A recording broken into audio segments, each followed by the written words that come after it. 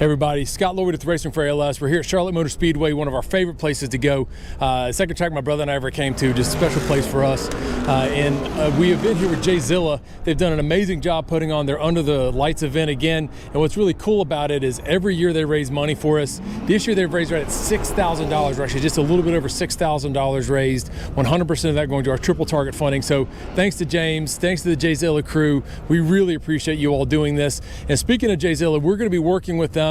We're going down to Barber Motorsports Park for Stewart's Race on September 30th and October 1st. We'd love to have you come down there and drive with us.